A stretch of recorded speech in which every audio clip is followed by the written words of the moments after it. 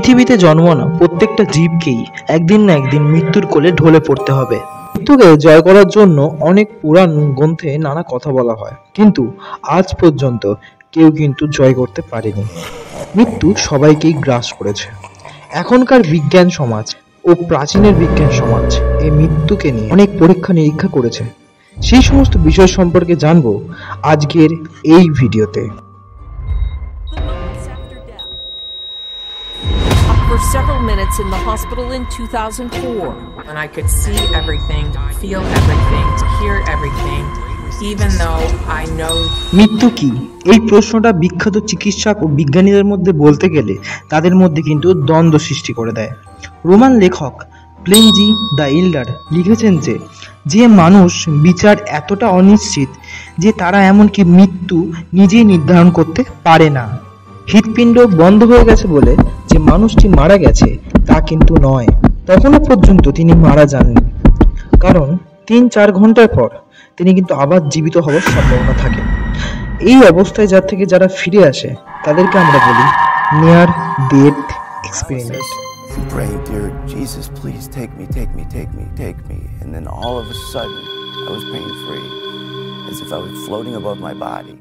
যদি প্রমাণ হয়ে যায় শ্বাস প্রশ্বাস বন্ধ এবং হৃদস্পন্দন বন্ধ হয়ে মারা যায়, তাকে আমরা ক্লিনিক্যালি ডেথ বলে থাকি। প্রাচীন গ্রিক ঐতিহাসিক হেরোডোটাসের মতে থেসিয়ানরা তাদের মৃতদেহ দাফনের আগে 3 দিন ধরে রেখে দিত। তেমনি আরেকটি ঘটনা হলো রোমানদের ঘটনা। তারা কিন্তু মৃতদেহকে সব থেকে বেশি দিন ধরে রেখে দিত। রোমান লেখক সাভিয়াস ভার্সিলের লিপিবদ্ধ করেছিলেন যে রোমানরা 8ম দিন পর্যন্ত মৃতদেহটিকে রেখে দিত, তারপর পুড়িয়ে ফেলত এবং সেই সময় একটি আঙুল কেটে ফেলার অভ্যাসও ছিল, যেখান থেকে রক্তপাত হচ্ছে কিনা তা কিন্তু তারা দেখে নিত। ভাবতে পারছেন মৃতদেহটা কি সত্যি মৃতদেহ? সেটা নিয়ে কিন্তু প্রাচীন সমাজেও নানা দ্বন্দ্ব আমরা কিন্তু দেখতে পাচ্ছি। কিন্তু এই সমস্ত নিয়ম কলেরা মহামারী রোগের ক্ষেত্রে কিন্তু আলাদা ছিল।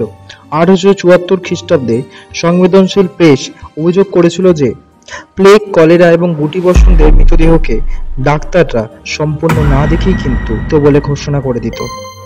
এতদূর পর্যন্ত আমরা জানতে পারলাম মৃত্যু হলো হৃদস্পন্দন বন্ধ হলেই নয়, শরীরের সমস্ত অঙ্গ বিকল হয়ে যাওয়াকে আমরা মৃত্যু বলে থাকি।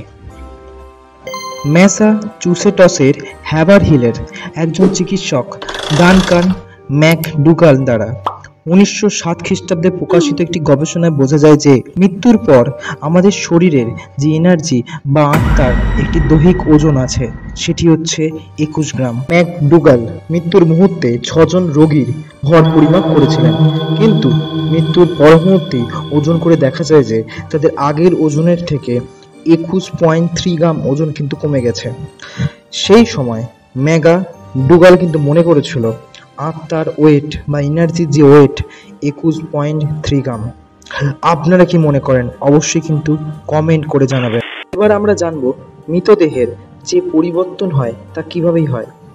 বৈজ্ঞানিক মতে মৃত্যুর পর পার্শ্ববর্তী পরিবেশের প্রভাবে দেহ কিন্তু ঠান্ডা হয়ে যায়, যাকে আমরা বলি এলগর মর্টিস। মারা যাবার 5 মিনিট থেকে 10 ঘন্টার পর কঙ্কাল পেশিগুলোও কিন্তু শক্ত হয়ে যায়, যাকে আমরা বলে থাকি রিগর মর্টিস। রেখে দেয়া নিচের অংশ লাল ও নীল রং দেখায়, তাকে লিভার মর্টিস বলি, যা রক্ত জমাট বাঁধার ফলে কিন্তু সৃষ্টি হয়ে থাকে। ভাবতে পারছেন মৃত্যুর 5 মিনিটের মধ্যে মস্তিষ্কের সমস্ত কোষগুলির কিন্তু মৃত্যু ঘটে, কিন্তু অন্যদিকে হৃৎপিণ্ডের কোষ 15 মিনিট এবং বৃক্কের যে কোষ প্রায় 30 মিনিট পর্যন্ত কিন্তু বেঁচে থাকতে পারে। মৃত্যুর রহস্য জানতে ল্যান্ডমার্ক গবেষণা করা হয়। ইইজি স্ক্যান করলে বিজ্ঞানীরা অনেক কিছু অনুধাবন করতে পেরেছিল। তার আগে জানা দরকার ইইজি কি। ইইজি হলো ইলেকট্রোএনসেফালোগ্রাম, একটি পরীক্ষা যা মস্তিষ্কে বৈদ্যুতিক কার্যকলাপ পরিমাপ করা হয়। মৃত্যুর আগে যদি এই পরীক্ষা করা হয় তাহলে বৈজ্ঞানিকরা অনুধাবন করতে পারে যে কেমন চিন্তা ভাবনা কিন্তু সে করছে। যেমন গামা তরঙ্গতে উচ্চ মানসিক চিন্তা ভাবনা যখন করে এই তরঙ্গটা কিন্তু সৃষ্টি হয়, তেমনি বিটা তরঙ্গতে স্বাভাবিক জাগ্রত অবস্থায়, আলফা তরঙ্গ সৃষ্টি হয় যখন শিথিল বা ধ্যান করা অবস্থায়, ঘুমানো বা কল্পনার সময় সৃষ্টি হয় থিটা তরঙ্গ, এবং গভীর ঘুম অচেতন হয়ে যে পড়ে গেছে সেই সময় যে তরঙ্গ মস্তিষ্কে দেখা যায় সেটি হচ্ছে ডেল্টা তরঙ্গ। কোনটি হতে পারে আপনারা কিন্তু অবশ্যই কমেন্ট করে জানাবেন। এরপরে আমরা জানবো সব থেকে গুরুত্বপূর্ণ একটি বিষয়, নিয়ার ডেথ এক্সপেরিমেন্ট সম্পর্কে। নিয়ার ডেথ এক্সপেরিমেন্ট আসলে কি? যারা মৃত্যুর মুখ থেকে বা মৃত্যু হয়েও যারা আবার নিজের শরীরে ফিরে আসে, সেই কয়েক মিনিটে তারা কি কি অনুভব করেছে সেটি যখন বৈজ্ঞানিক বা চিকিৎসকের সামনে বলে, তাকেই আমরা বলে থাকি নিয়ার ডেথ এক্সপেরিমেন্ট। मैं अपने शरीर में नहीं थी, मेरी आत्मा मेरे शरीर में नहीं थी। मैं अपने शरीर को देख पा रही हूँ, मैं बहुत जोर जोर से रोने लगी फिजिकली। এই সময় মানুষ নানা রকম জিনিস দেখতে পায়। ব্যক্তির মনে হয় শরীর থেকে আলাদা হয়ে গেছে, খুব শান্তি এবং আনন্দ অনুভব করে। দ্বিতীয় নম্বর, আবার কেউ কেউ আলোর একটি উপস্থিতি দেখতে পায়, যেন দূরে একটি আলো জ্বলছে এবং সেই দিকে যেন ধীরে ধীরে সে অগ্রসর হতে থাকছে, এবং মৃত আত্মীয়দের সাথে কথা বলা, দেখা ইত্যাদি কিন্তু দেখতে পাওয়া যায়।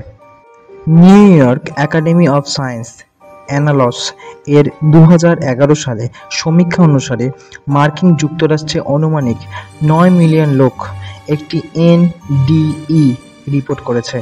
এই এনইডি বেশিরভাগই যাদের শরীর বা মস্তিষ্কে গুরুতর আঘাতের ফলে হয়ে থাকে। আজকের ভিডিওটা আপনাদের কেমন লাগলো অবশ্যই কমেন্ট করে জানাবেন, আর এই রকম আরও ভিডিও পেতে অবশ্যই লাইক, শেয়ার অ্যান্ড সাবস্ক্রাইব করে যাবেন। দেখা হচ্ছে পরবর্তী একটি ভিডিওতে।